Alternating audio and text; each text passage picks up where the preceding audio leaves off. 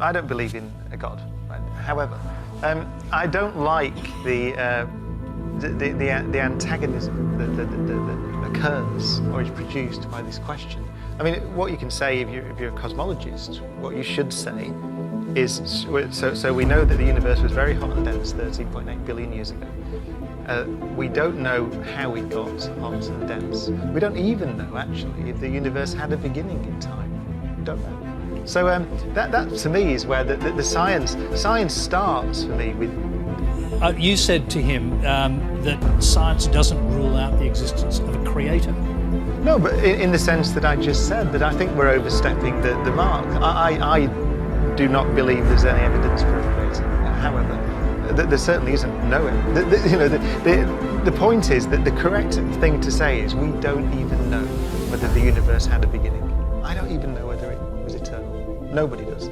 So that was the point I was making. I think we're stepping into an area where we don't really need to be. Yeah, and I think a point, and as scientists, we need to be humble about the fact that we don't know everything.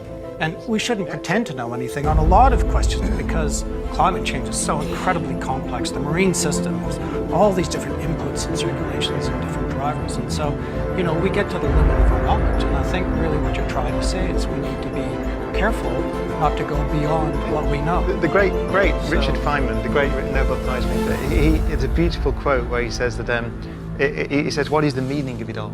Right? And he says, "In the end, we have to admit that we do not know. But in admitting that, we may have found the open channel."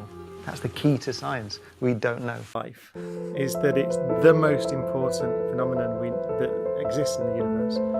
Without life, the universe is, by definition, meaningless. It's clearly meaning enters the universe with consciousness, and consciousness is a property of living things.